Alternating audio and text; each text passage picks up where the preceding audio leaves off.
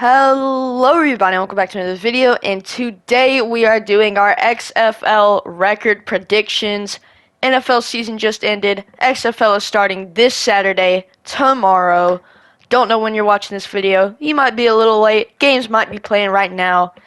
But I am excited. We got more football coming up in my second favorite football league, the XFL. So, yeah, there's no word of the day today. We will be doing our XFL record predictions. I don't know much about these teams. I could have the records messed up because there's somehow like more wins than losses, and I don't even know how that could possibly happen. But it's okay. It's the XFL. Nobody really cares. Anyways, we're just doing this for fun. So let's get into it. These teams are in no particular order. This is just how they were listed in their conferences. So yeah. So to start off, we have the Seattle Sea Dragons in the Northern Conference. By the way, just got the word of the day from my friend. He called as I was recording. We got skedaddle as the word of the day, so that's kind of cool. But anyways, starting off, we got the Seattle Sea Dragons. And last season, didn't have a great time. Had Brandon Silvers at quarterback, kind of caused some problems, with the team. And, nothing really worked out for them. But now at quarterback, they have NFL former backup Ben DiNucci. I'm not sure where he played last. I think probably the Giants is where I remember him from, but I'm not sure. So, yeah, that's definitely an upgrade. Coming from the NFL to the XFL has got to be, pretty easy, I'd say. Just NFL talent is a lot better than, what you're going to find in the XFL. So, really excited for that. Then at defensive tackle, they got Jordan Thompson. Can't tell you anything about him, but I've seen his name before, so that's got to be interesting. And then at wide receiver, they have Josh Weed Gordon. He be smoking, but yeah, I never really got to watch him when he was on the Browns, but I think he was pretty good when he was on there, and then obviously got suspended. But he's in pretty good shape, I would suppose, and I think he's going to be really, really good in the XFL and a great target for Ben DiNucci. Next up, you got Trey Walker. I know his name at linebacker. That's kind of cool. And you got Jordan Evans, so a really good linebacker unit because I know both of their names. So yeah, I can't tell you anything about them, but they seem like cool people. So yeah, in that case, let me tell you guys what I think will happen. So starting off week 1, they go down to the Defenders' home field. I think they lose that one to start it off. The Defenders are a really good team this year. It's going to be really tough. Next up, they play my favorite team, the St. Louis Battlehawks, at home. I think they get their first dub of the season. And then they lose at, the kind of interesting Vipers home field in Vegas. Then they beat the San Antonio Brahmas at home. And then they play the Houston Roughnecks. I got them winning that game. Or no, I got them losing that game. My bad. And then winning 2 games in a row at the Guardians in Orlando and at the Renegades. 2 really good teams. But I got them going on a little 2-game win streak. But then I got them going on a 2-game losing streak, losing at home to the DC Defenders again, and losing at St. Louis to the Battlehawks, and finishing off the year with a win at home versus the Vipers. That will have them coming in at 5-5. And I guess I'd take that as a good season for the first year. So yeah, go Sea Dragons. Next up, we have the DC Defenders in the North.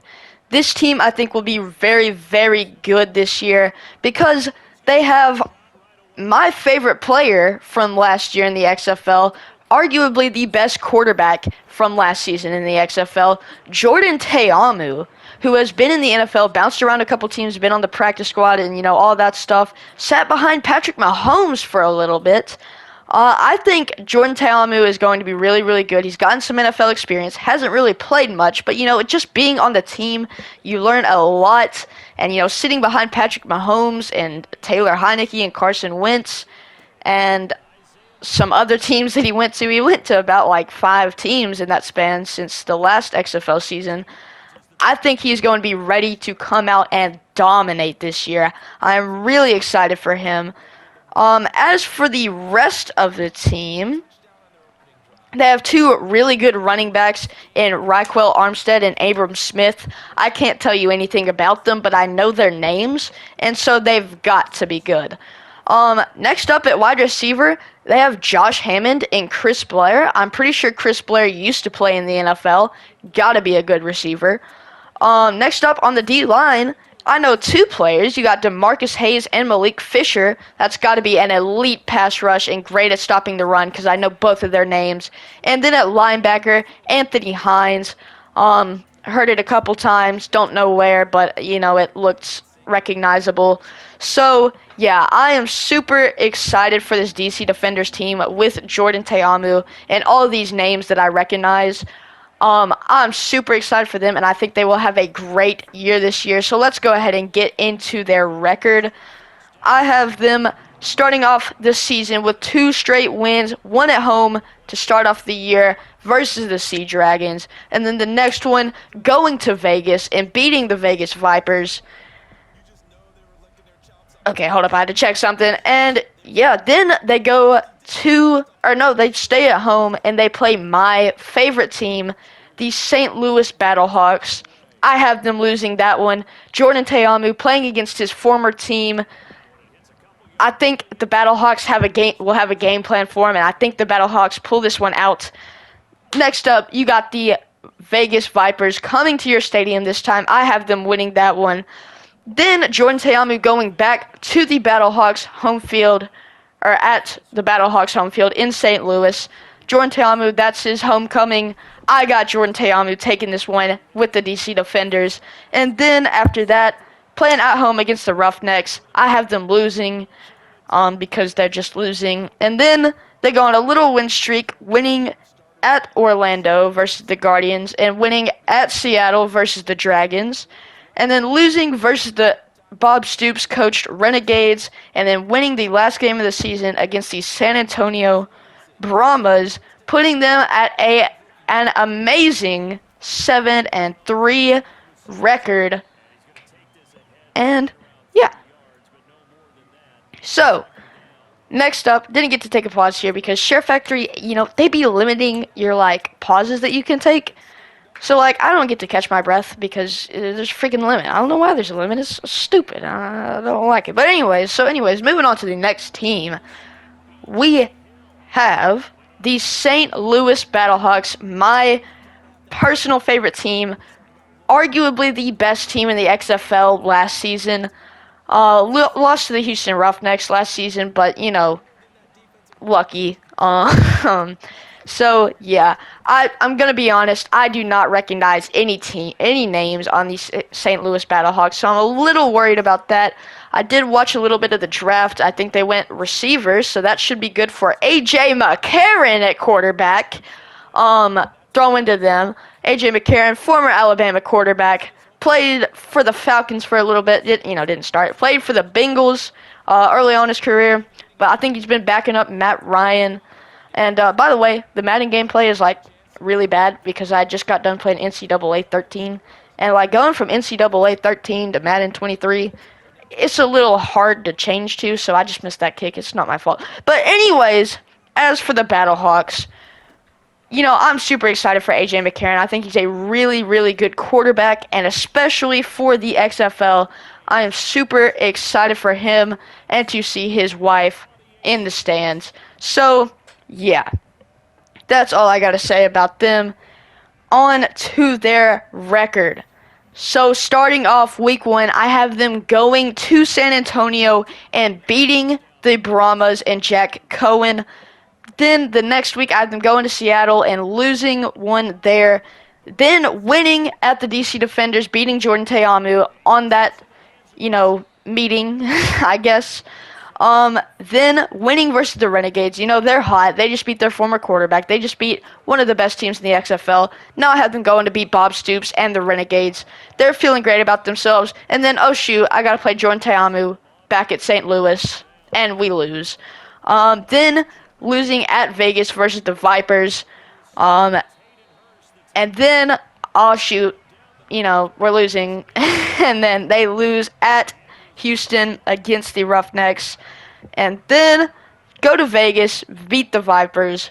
And then another W at home versus the Sea Dragons. And a tough conference to play in for that second seed. And then losing versus the Orlando Guardians to make it go to a tiebreaker.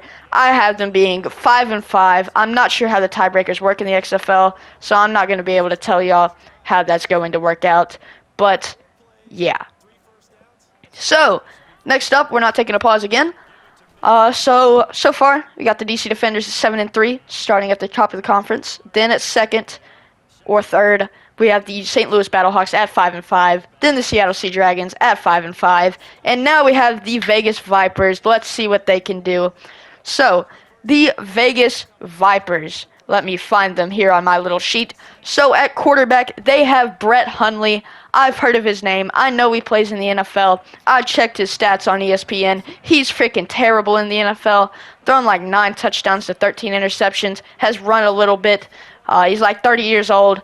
Not looking like the greatest guy, but he is coming from the NFL to the XFL, so that is pretty big. And, I think he'll definitely be able to make a name for himself in the XFL, but turnovers may worry him and the team, and, that might just not be good. And then on the defensive side, I see that they have Vic Beasley. Pretty sure he used to play on the Falcons during that Super Bowl run, so that could be cool. I'm not really sure much about him, but I think he was a good pass rusher, and that's what you need on a football team, so that's good. But yeah, other than that, not too excited for this team. So let's go ahead and get on to their record. Starting it off, I have them losing the first 2 games of the season at the Dallas Renegades with Bob Stoops, and at home, coming home versus the DC Defenders, losing to Jordan Teamu in that stacked squad. Then winning versus Ben DiNucci and the Sea Dragons at home. Okay, yeah, and then losing the next 2 straight at the DC Defenders and versus the Orlando Guardians. Then winning one versus my team, the Battlehawks, at home. And then losing versus San Antonio Brahmas at home. Then losing at the Battlehawks again in St. Louis, and then winning against the Roughnecks at Houston, and then finally ending the season with the loss to the Sea Dragons at Seattle. Okay, I've taken my break, and now we are moving on to the Southern Conference, and starting off yet again in random order with the Arlington Renegades, coached by the man himself, Bob Stoops. I don't know too many players on this team. Jordan Smallwood at wide receiver from Oklahoma, I believe. I think he was pretty good. I don't know who he is, but I know his name, and he's from Oklahoma. He's got to be decent. And then you got Keith Ford, who I also think was from. Actually, I don't know where Keith Ford was from, but Keith Ford, I've heard his name before, at running back. And then you got the man himself, Marquette King at punter. Super excited for that. I think he'll be an absolute, just a fun player to watch. It's a punter, but he really does bring the entertainment factor to that position. I'm really excited for him. And then, I looked at the rest of the roster. A lot of the roster is from some really good colleges. Like I saw some Oregons, some Power 5 schools, and, they looked pretty solid. Not that I knew any of the other players, but, and then you're coached by a really good coach in Bob Stoops. And, I'm just really excited for this team. I think they'll be really, really good this year. And with that being said, let's move on to their record. So, starting it off, I have them winning their first 3 games in a row at home versus the Vipers, on the road against the Roughnecks, and then winning at home against a pretty talented team in the Orlando Guardians, then losing at the Battlehawks because St. Louis is just better. Then winning at the Jack Cohen-led San Antonio Brahmas, and then losing versus the Brahmas, because it's hard. It is really hard to win 2 games in a row against the same team. They kind of develop a new strategy, and it's just really hard to do. I think Bob Stoops could definitely do it, but I do not see that happening. Then I have them losing another game versus the Sea Dragons at home. So 2 games lost at home. Whoa, was the team losing faith in them? No, because good coaches will not let that happen. They do not let streaks plague their season. And so they will win the next game at Orlando against the Guardians in their conference, and then win the next 2 straight against the DC Defenders at DC, and then finishing the season at home versus the Roughnecks. And yeah, I have them finishing at 7-3, being one of the top teams in this league, and I am really excited for them. So yeah. Next up, no breaks this time. We have the Houston Roughnecks. Okay, good team. Whoa, hold on a minute. Hold on, I gotta check something real quick. I have them. Oh, that's the problem. Okay, we have figured it out. Okay, anyways, I am back. So yeah, next up we have the Houston Roughnecks. And the Houston Roughnecks, I'm gonna be honest, I do not know many players from this team. The only player that I do know is quarterback Brandon Silvers. And do I know if he's going to start? I have no idea if he's going to start. But if we do look at what happened last year when he was on the Seattle Sea Dragons, it did not go well. He was dramatic. He was throwing his teammates under the bus. He was blaming coaches. He was not a good player to have. And if he starts this year, I do not see things going well for the Houston Roughnecks, especially considering I do not see any other players that I know on this team. So not looking like a very promising year for the Houston Roughnecks. We'll go ahead and get into their schedule. So starting off week 1 against a very good team in the Orlando Guardians, losing at home. Then, they got 3 home games in a row. So to start off bad against they got really good teams to play. They have the Guardians and the Renegades and the Brahmas. And then going to the Orlando Guardians, and I just have them losing all 4 of those games. I do not see them having a quick start, especially after losing versus the Guardians at home. I think Brandon Silvers makes a whole big deal out of that if he's starting. And then, they end up losing to the Renegades and the Brahmas and the Guardians because, nobody wants to play for a quarterback that the quarterback doesn't want to play for them. So, but then I have them winning the next 3 games in a row. They get away from the home. They get away from the home crowd. They kind of regroup a little bit on the road trip. They win at Seattle against the Dragons. And, Brandon Silver's real momentum-heavy player. If he's losing, he is going to be a loser. But if he's winning, he's going to be a winner. So I have them winning the next 3 straight at Seattle, at DC, and versus my Battlehawks, finishing it at home. But then they go back on the road against the Jack Cohen-led Brahmas, and I have them losing. So their win streak ends there, and it does not look good after that. They lose to the Vipers at home, and then they lose at the Arlington Renegades, finishing the season 3-7. Brandon Silvers, he can be the greatest player for you, and that's what that 3 weeks of wins shows you. But all the other weeks, it's not going to go well. And so, yeah, honestly, I think that Brandon Silvers will probably get benched. If not in week 1, I think he'll probably do it maybe by week 3 or week 4. Unless he fixes, his problem, his attitude problem, and, gets better. But, with Brandon Silvers at starting quarterback, which, to be honest, I don't know the starting quarterbacks. I don't know what's going to happen. But he's the only quarterback that I know. And so we're assuming that he's starting. I do not see this team looking very good. So, yeah. Moving on, we have the Orlando Guardians. And so I am very excited for this team this year because if we look at their roster, they got at quarterback Paxton Lynch coming from the USFL, playing for the Michigan team. and I'm not sure what college he went to, but he was pretty good in college because I knew his name when he was in college. And then you go at wide receiver, Dedrick Thomas. I just know his name. And then at cornerback, you got Javari Davis. I know his name. And then at safety, you got Matt Elam. Has the same last name as Kyra Elam, so he's got to be a good player. And so, yeah, I'm just really excited for this team. I know a couple of their names, and I'm really excited for Paxton Lynch. Paxton Lynch was really explosive for the Michigan team. I don't know what the team was called. I just know it was the Michigan team in the USFL. So I'm really excited for him in this league, and I think he will do good things for the Orlando Guardians. So let's get into the schedule. Starting off, I have them winning their first 2 games on the road against the Roughnecks and at home versus the San Antonio Brahmas. Then I have them losing to Bob Stoops and the Arlington Renegades at Arlington. And then I have them winning another 2 games at home versus the Roughnecks and at Las Vegas versus the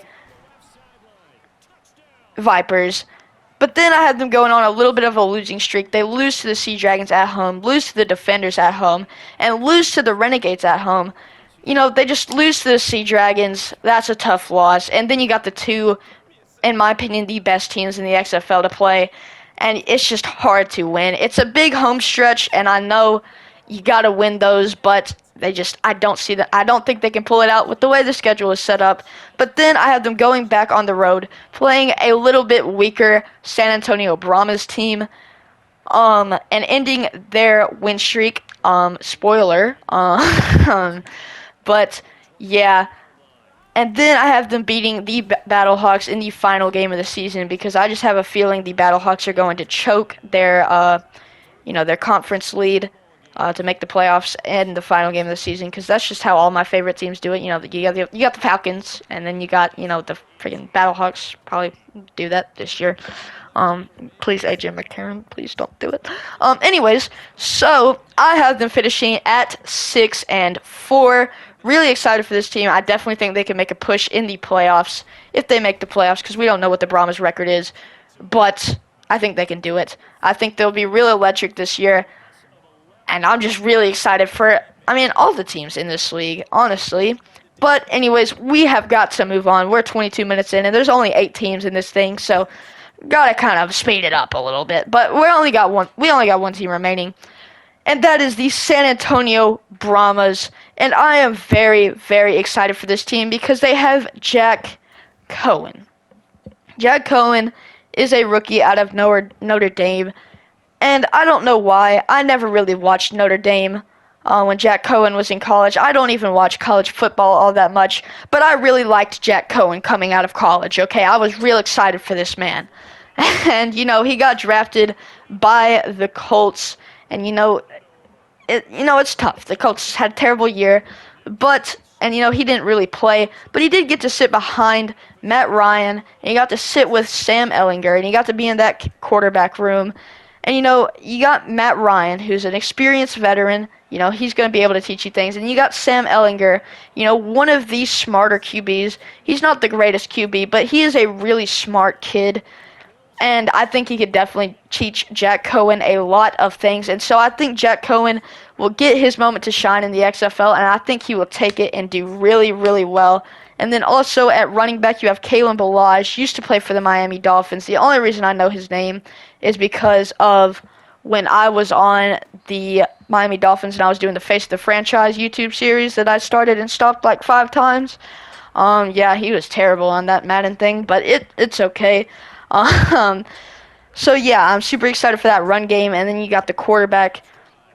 I'm just really excited for them and their future with Jack Cohen. If he stays for another season or something, I don't know what they do, because they go back to the NFL if they start. I guess they're not coming back. I don't know. But anyways, the future's a little bit hard to tell with this XFL thing. But anyways, let's get on to their schedule. I have them starting out a little bit slow. Jack Cohen's got to learn the ropes. He hasn't really played much in a year. So they start out slow, lose their first 2 against the Battlehawks and the Guardians, at home to the Battlehawks and in Orlando at the Guardians. And then they win on the road against the Houston Roughnecks and Brandon Silvers. And then they end up losing to Josh Gordon and Ben DiNucci at Seattle, lose versus the Bob Stoops-led Renegades, but then go on a big win streak of 3 games at the Arlington Renegades. It's just tough to beat a team twice in a row. And I think, San Antonio, they lose to Arlington once at home. They learn from it, they move on, and they win against the Renegades that next week. It's just hard to lose to a team twice in a row. It's hard to beat a team twice in a row. I got the Renegades losing that one to the San Antonio Brahmas. And then the next week, they're hyped. They just beat one of the best teams in the league. They win against Vegas and the Vipers at Vegas. And then they go and play against the Roughnecks, who aren't really all that good off of their win streak. They've lost a couple games. Brandon Silvers is upset, and they win that one at home.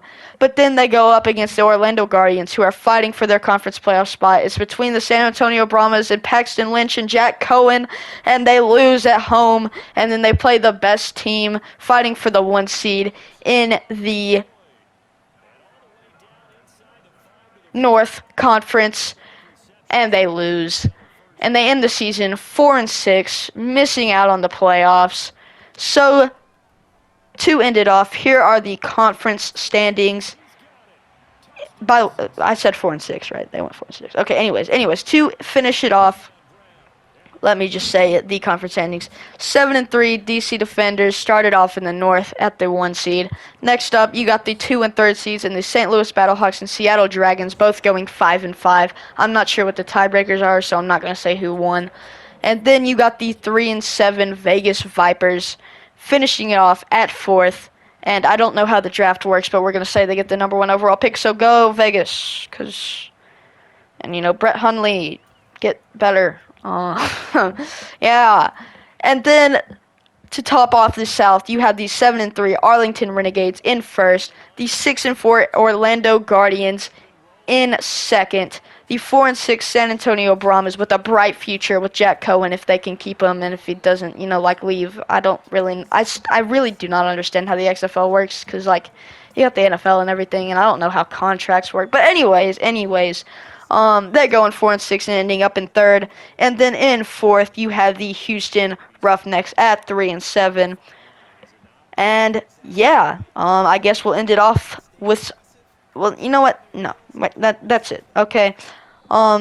If you guys will go ahead and do the XFL things for week 1 for our predictions.